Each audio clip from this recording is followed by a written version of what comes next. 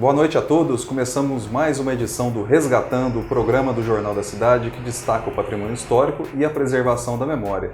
Como nós falamos no programa da semana passada, a edição de hoje a gente iria destacar 3 prefeitos fundamentais do início da história de Poços de Caldas, que são Francisco Escobar, Assis Figueiredo e Carlos Pinheiro Chagas. Mas aí durante as pesquisas que o Rafael e eu fizemos a respeito do assunto, a gente constatou que só a parte do Francisco Escobar era muito grande, tinha muita coisa interessante para repercutir, então a gente decidiu fazer esse programa específico sobre o Francisco Escobar. Do meu lado, o Rafael Henrique, né? Ele fez uma pesquisa bem extensa, tem muita coisa legal sobre o Francisco Escobar e a gente vai falar nesse bloco inicialmente um pouco sobre a história do Francisco Escobar até o momento em que ele chegou a Poços de Caldas, né, Rafael? Então, João, a gente está aí, né, fazendo essa edição até que especial, né, porque a gente está aí no 10º programa agora, né? 10º programa. Já chegamos aí, enquanto o Pautano está no... Pautano fez 50 na semana passada, quinta-feira passada. Hoje a gente completa 10 edições do Resgatando. Inclusive, Rafael, só te cortando, eu estou lembrando a todos que quiserem assistir os programas anteriores aí do Resgatando, eles estão disponíveis no nosso canal no YouTube, se inscreva lá, Jornal da Cidade Digital, só digitar no campo de busca ali, você vai cair no nosso canal, se inscreva, ativa as notificações, tem todos os programas Resgatando e também tem todos os programas Pautando. Isso aí. Então vamos lá, né? O Francisco Escobar, ele foi um dos melhores prefeitos de Poços, né? Porque ele teve bastante visão, né, que ele tinha, assim, ele era bem diferente, né, em todos os outros que teve, assim, até agora, ele é o que mais marcou. Aí depois a gente teve outros prefeitos também que fizeram bastante obras, mas até então ele foi o prefeito que foi muito destacado ali, né, em Poços de Caldas. E vamos começando aí primeiro até ele vir em Poços, né. O Francisco Escobar, ele nasceu em Camanducaia, né. E lá ele já tinha uns pensamentos, até na adolescência dele já era abolicista, né, e republicano. Pensamento, né, progressista também, bem diferente, né. Muito. Na época também, né, que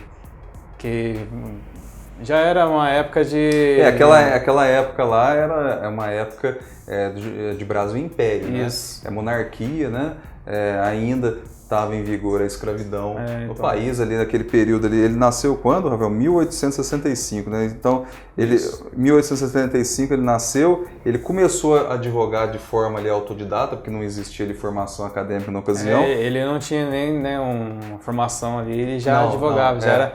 Então, para você ver como ele tinha um pensamento diferente, né?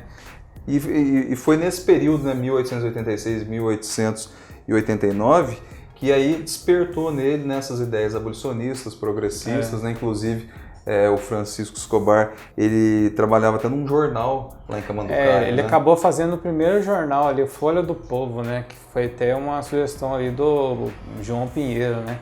Então ele resolveu fazer, né, esse jornal e já destacou lá em Camanducaia por isso, né?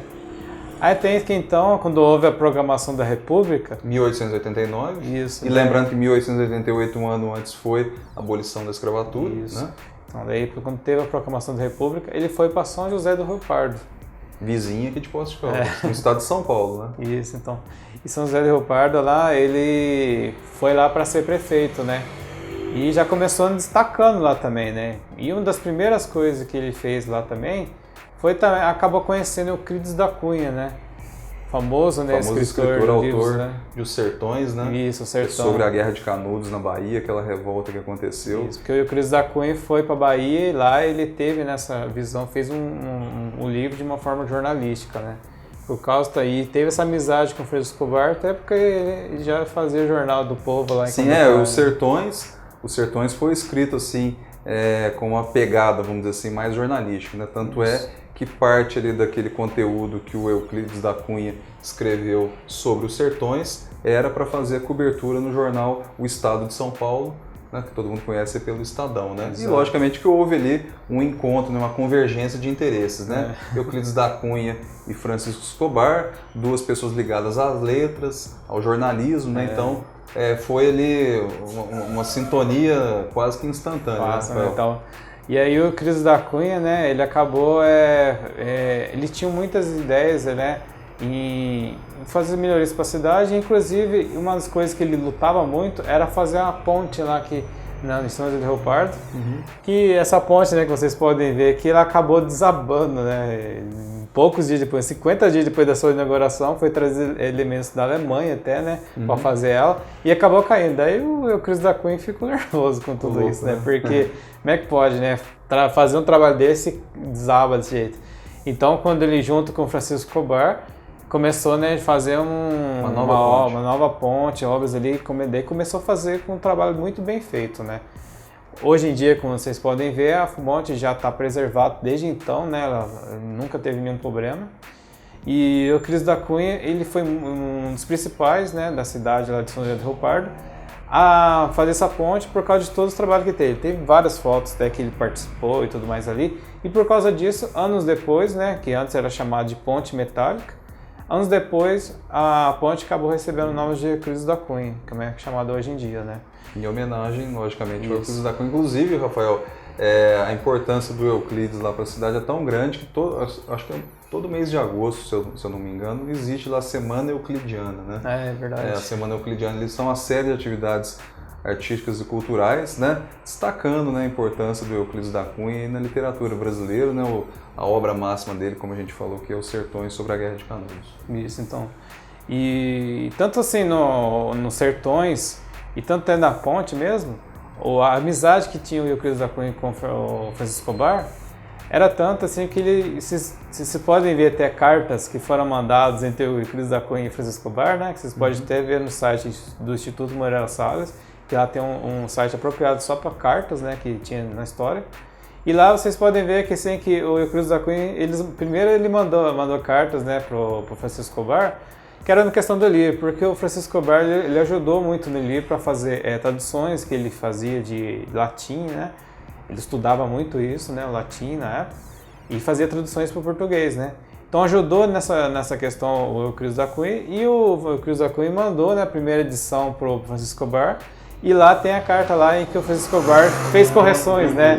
E apontou alguns erros, uns problemas que tinha na escrita, daí o Euclides da Cunha mandou outra carta, né, pro Francisco Escobar pedindo desculpa e tudo mais.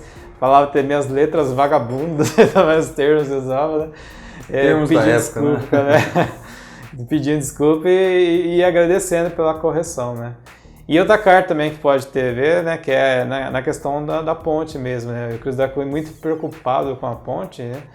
Ele mandou carta para o Francisco Escobar para ele poder analisar a ponte, porque ele estava preocupado que tinha algum problema nela, né? E depois... Principalmente depois da primeira queda, isso, né? Então acabou virando trauma até. Então mandou a carta para verificar, daí ele foi analisado e constatou que na verdade foi só uma colher que passou de uns pedreiros lá, que acabou riscando lá, e aí não foi nada demais, né? E aí teve essa preocupação, né?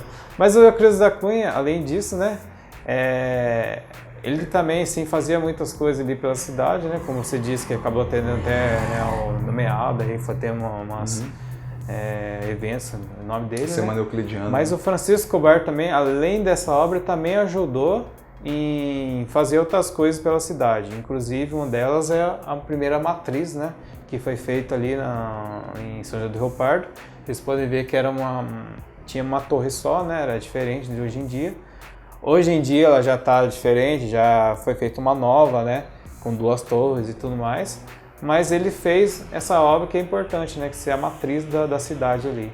E além disso, né? Tem também o fórum, né? Que foi feito ali em São José do Rio Pardo, que virou também a biblioteca municipal, que recentemente, lá em 2015, foi tombada, né? Com patrimônio histórico da cidade, né?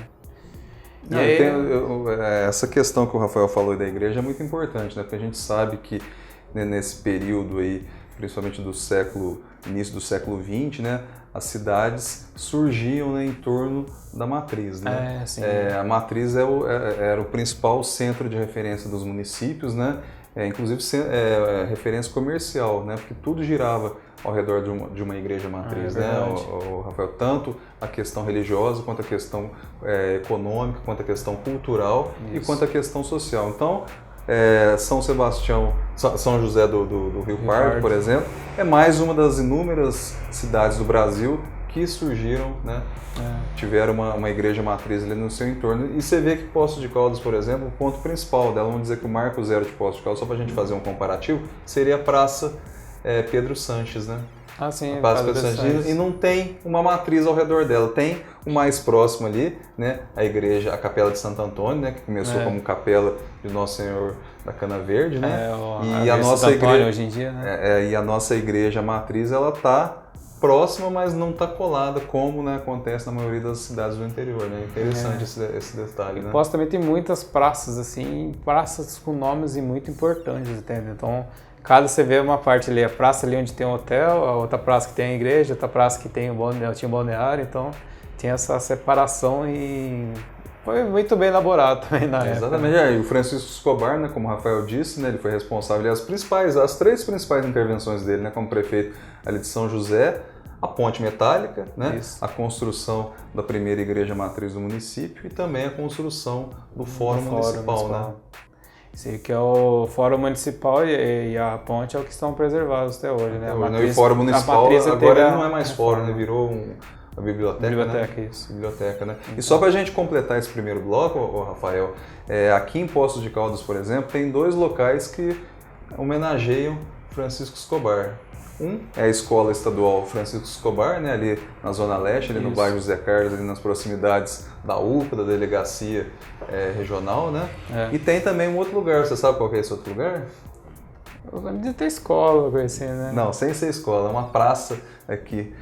Praça Francisco Escobar é a Praça da Santa Casa. Ah, então, verdade. Santa Casa ali, aquele espaço ali, todo aquele espaço seria uma praça antes, né? Verdade. E aí depois construiu-se a Santa Casa naquele espaço todo. Então, mas é só, antes da gente ir para o próximo bloco, só falar uma coisa, que depois de São José do Rio Pardo, o Francisco Escobar, ele acabou voltando para Camanducaia. É verdade, ele voltou. Porque ele acabou ficando doente, né? E aí ele teve que parar a administração dele lá, acabou indo para Camanducaia.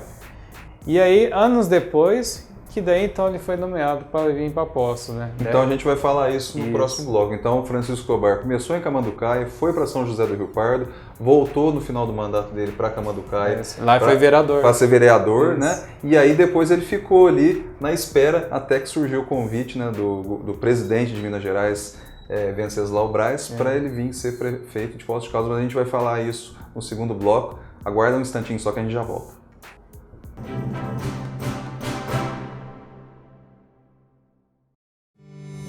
Ela poderia ter visto a filha crescer. Ele poderia ter se casado. Eles poderiam ter uma vida diferente. Ela poderia ter sido advogada. Todos poderiam ter se vacinado. Não coloque sua vida e a de quem você ama em risco. Procure uma unidade de saúde e atualize sua caderneta de vacinação. Ministério da Saúde, Governo Federal, Pátria Amada Brasil. A alegria de muitos brasileiros passa pelas linhas de transmissão. Elas são responsáveis por levar energia elétrica a todos os estádios de futebol do Brasil. E você já parou para pensar que a alegria dos balões pode virar um incêndio desastroso, causando desligamento de energia e acabando com a festa de milhares de torcedores?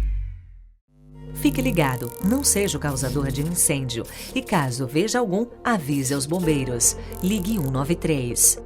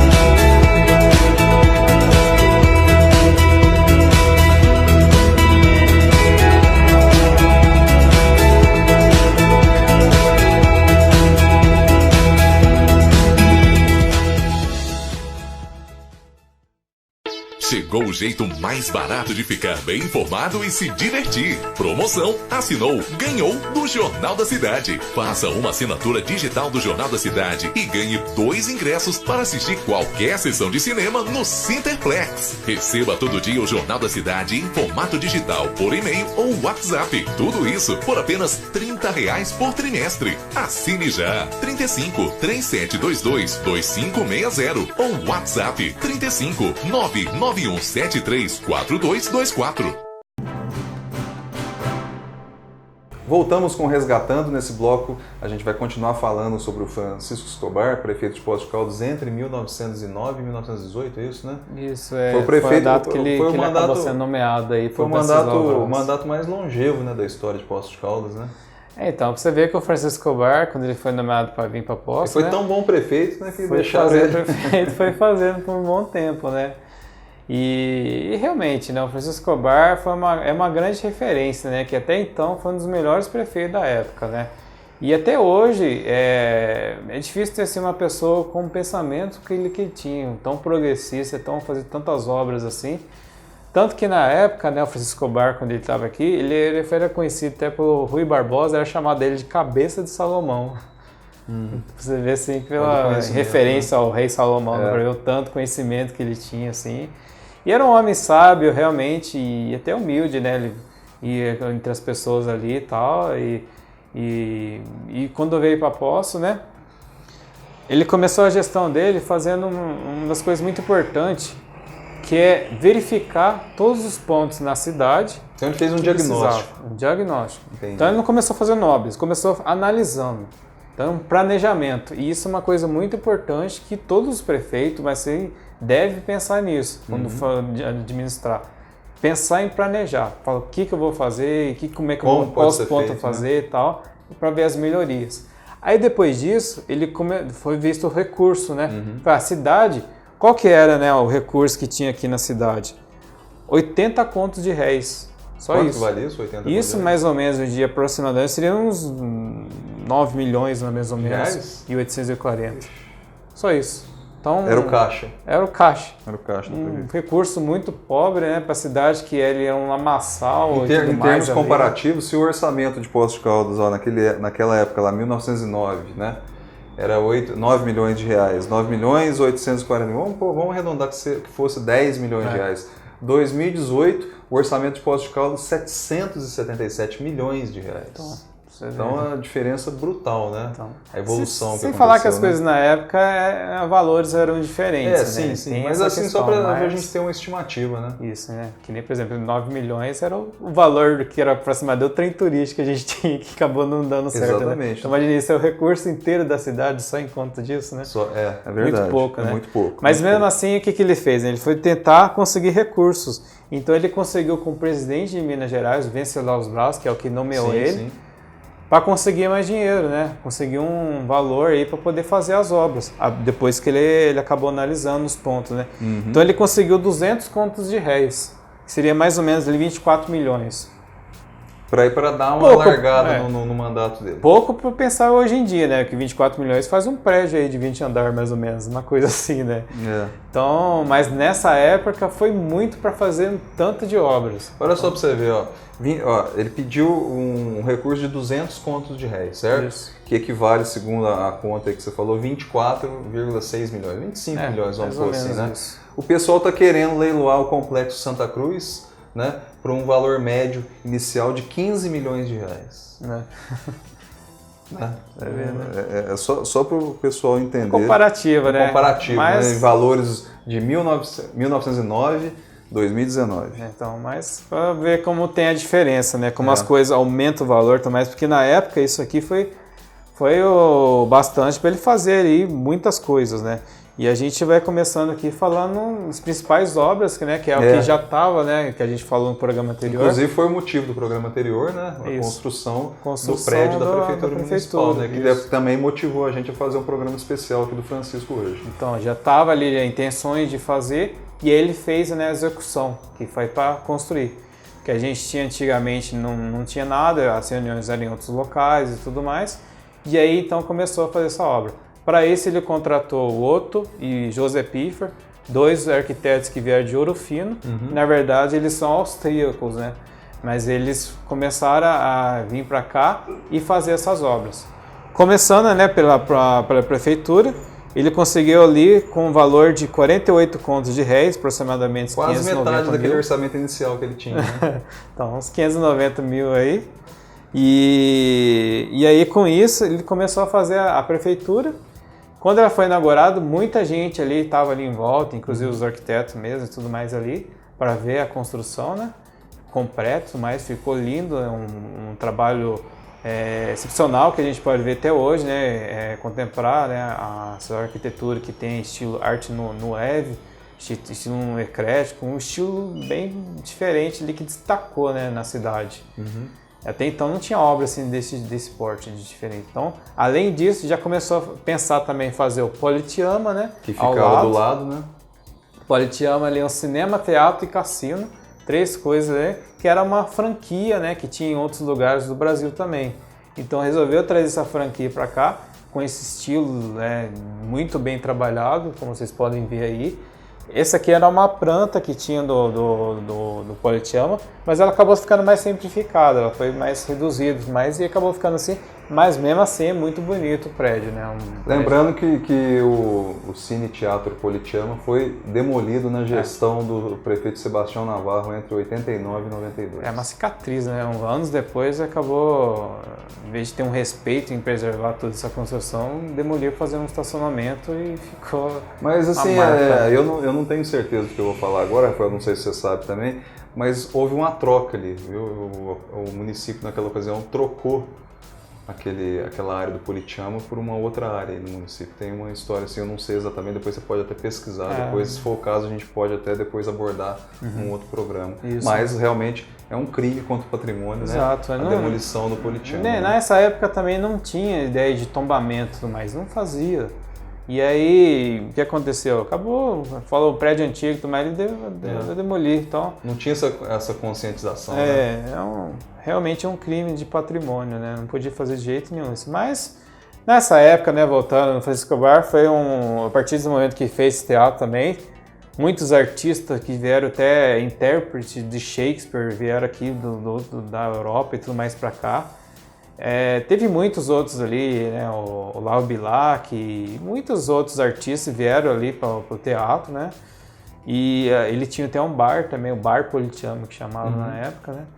E do lado dele também foi feito também o Grande Hotel, que daí ele tinha ali vários quartos, né? Vamos ler aqui quanto tem. 110 quartos, 18 banheiros, chuveiros de água sulfurosa da fonte Sinhazinha, né? Então. Quer mais luxo que isso? Muito. Então, era um gigante ali, hotel ali, que tinha vários quartos, que ele ia pela Francisco Salles e do outro lado saía também pela Rua Pernambuco, né? Tinha 2 entradas ali. Mas tanto, né, o Politeama quanto o Grande Hotel já são construções que estavam prenunciando, né, a época que estava por vir, né, que é a época da estação de curas, né, na década de 20, e depois o surgimento dos cassinos. Né? Então, todas essas estruturas foram largamente utilizadas, né, Rafael? Exato, Sem falar também, né, que depois eles fizeram também a reestruturação ali, né, do mercado municipal, né? Do mercado municipal, que é onde fica a Casa Carneiro ali hoje em dia, né? Então, todo aquele quarteirão ali, a gente já falou no programa da semana passada, né? Todo aquele quarteirão histórico ali formado por Prefeitura, Politeama, o Grande Hotel e o Mercado Municipal. Hoje em dia a Casa Carneiro, e só existe os dois agora, né? Só a Casa Carneiro e a Prefeitura, né? Cada um em uma ponta, né? No roteiro aqui ele foi contratado o Manuel Luiz Zuanella para fazer a execução também da ala ali, que era parte da Avenida Francisco Salles, para seguir o jeito que o Otto Piffer, né, que estava fazendo, seguindo o estilo do Politeama, o Grande Hotel e a Prefeitura, para seguir, para fazer tudo um conjunto, né, arquitetônico. Além de fazer a torre que foi construída depois, né, e que tem até hoje, né, da Casa Carneiro. A torre foi posterior, então, à construção? Isso, acabou ficando pronto em 1916, né? Entendi. Quase no final do mandato do... Entendi. Bom, e depois da construção do palacete ali da Prefeitura, o que o Francisco desenvolveu ali para o município? Então, aí ele fez também o posto zootécnico, né? Que fica lá onde hoje em dia é o Country Club, né? Ah, sim. Tinha na entrada ali que tinha antigamente, né? Você pode ver aí. O posto zootécnico ali, ele foi feito ali com o senhor Adalberto Rocha, que é um diplomado pela Escola Municipal de Pomologia e Horticultura de São Paulo. Foi destinado para sistematizar e desenvolver a cultura das árvores frutíferas e manter um viveiro de plantas arborizadas e de essenciais de floresta. Então já teve uma ideia da parte de floresta e meio ambiente e tudo mais ali, além das aves que tinha tudo mais ali. E até hoje vocês podem ver no Country Club, tem aves ali, né? Patos, pavão e tudo mais ali, né? Ficam resquícios do que era antigamente, né? De vez em quando tem até umas capivaras ali que circulam ali naquele pedaço do Country Club, é verdade. Então, isso aí. E aí, além dessas obras, aí teve também o matadouro que tinha lá, né? Perto lá onde hoje fica, né? A pista lá no skate, lá em frente ao Country Club, né? E aí também teve várias outras obras. Eu não sei se eu estou enganado, eu acho que no programa da semana passada, quando a gente foi falar do Matadouro, não sei se foi da semana passada, a gente parece que falou que era na pista de bicicross, né, do Parque Municipal. Mas é na pista de skate, né? Porque na verdade o Francisco Escobar fez melhorias, já existia o Matadouro, ele fez melhorias, né? Ficou um jeito bem diferente, né? Ele fez o que hoje a gente chama de revitalização. Isso, né? Revitalização. Né? E aí teve uma cronologia que eu vou ler para vocês aqui mais rapidinho, mas é para vocês verem o tanto de obras que foi feito. Porque além disso tem comparações que eu posso mostrar aqui para vocês, para você ver como é que é. Aqui antigamente era antes de canalizar o Ribeirão. E agora, quer dizer, depois da obra do Francisco Escobar, como ficou depois, bem melhor, né?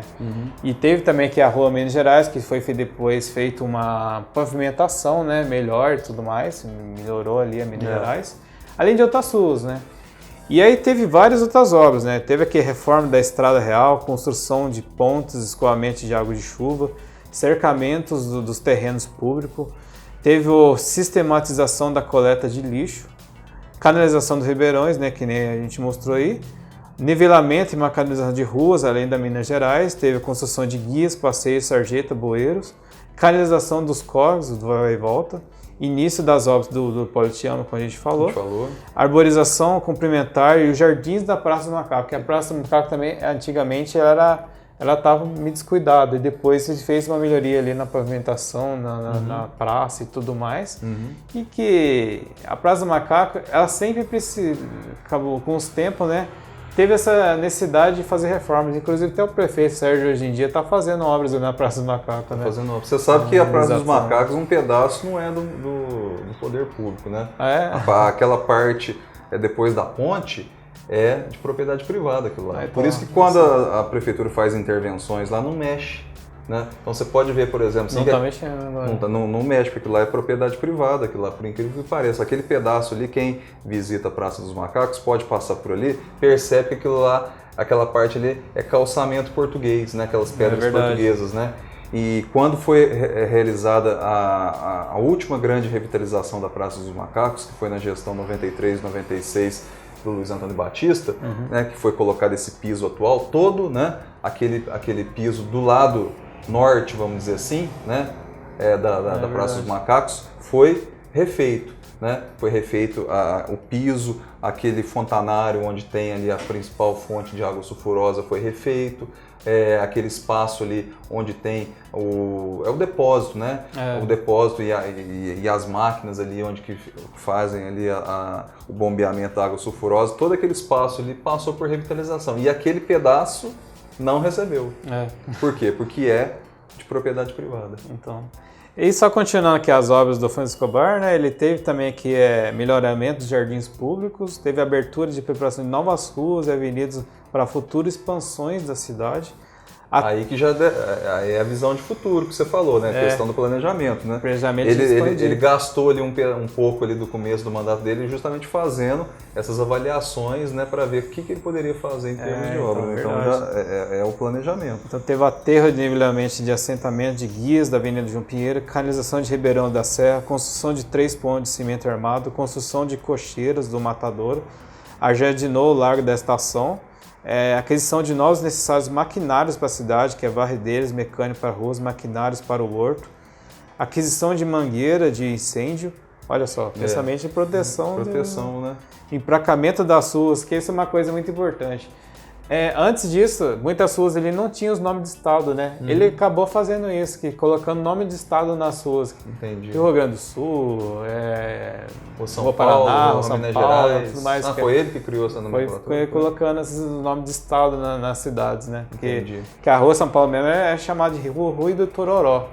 E foi conhecido Rua São Paulo. A própria Rua Assis Figueiredo, né, Rafael? Inicialmente eu acho que era Rua Paraná, né? Marquês do Paraná. Marquês do Paraná, né? Depois que ela Prefeito Chagas também, por causa do Carlos Pinheiro Chagas, né? Que a gente vai falando dessa vez.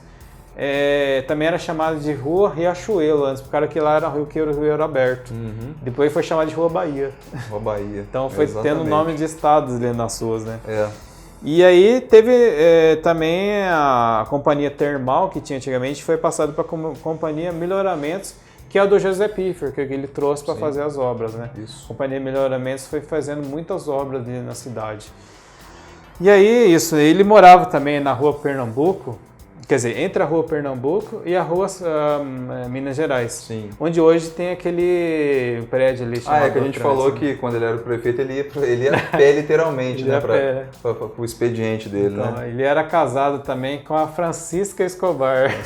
Francisca Musa Escobar, né?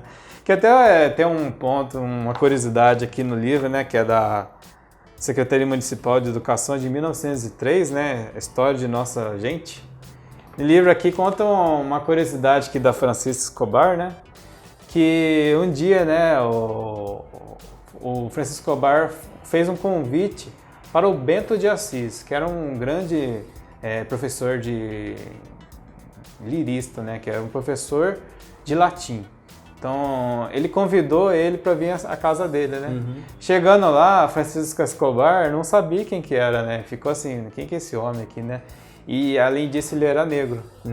Acabou sendo até um preconceito que ela teve, né, com ele, né? Porque eram os primeiros anos pós-abolição, né, da escravatura, né? Então ainda existia, né, um pouco. Isso que o Francisco Escobar, ele era abolicionista, então ele não tinha um preconceito. Mas parece que a esposa dela acabou tendo. Não era abolicionista, talvez, nem ele, né? E ela, o que fez? Quando ele chegou na casa dele, né, ela falou, nossa, quem que é esse cara, né? Quem que é essa pessoa aí? Falei, quer saber? Eu vou tirar um proveito, né?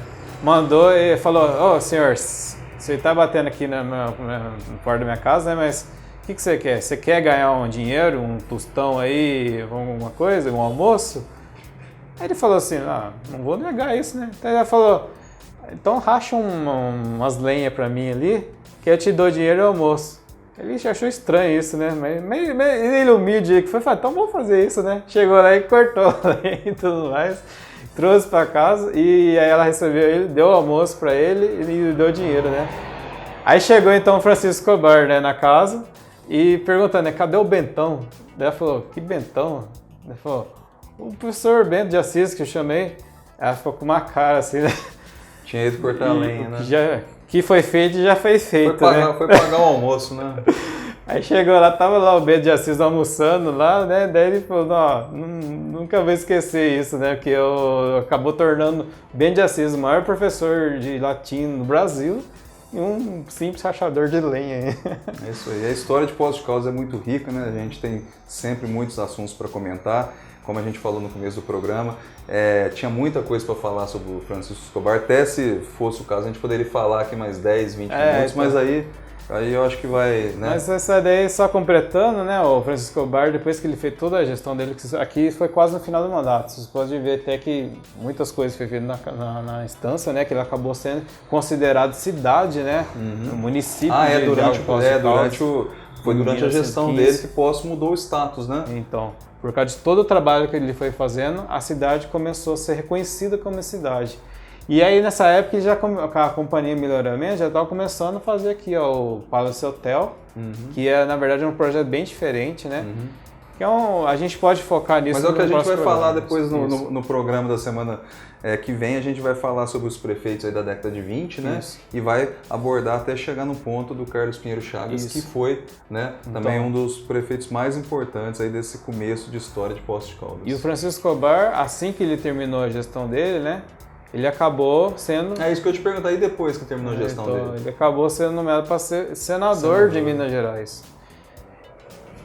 uma pessoa que fez tanta obra numa cidade que antes nem era cidade, era uma vila e acabou virando cidade, cara, que ele acabou, né, sendo um cargo bem maior. Então ele foi senador de Minas Gerais. Só que infelizmente ele acabou falecendo e não conseguiu completar o mandato dele, né? Acabou, infelizmente ele morreu, né? E aí o Francisco Escobar foi homenageado, que é o que você falou até, a gente falou no bloco anterior, aqui em Pote Escola Caldas. Estadual Francisco Virou Escobar escola, e a Praça Francisco Escobar, que hoje abriga o prédio da Santa Casa, Isso, da Irmandade da Santa Casa. Isso. É isso aí, pessoal. Chegamos ao fim de mais um programa Resgatando. Semana que vem a gente está aqui de novo, a partir das 8 da noite na página do Jornal da Cidade no Facebook, é facebook.com/Jornal da Cidade 1. Até lá!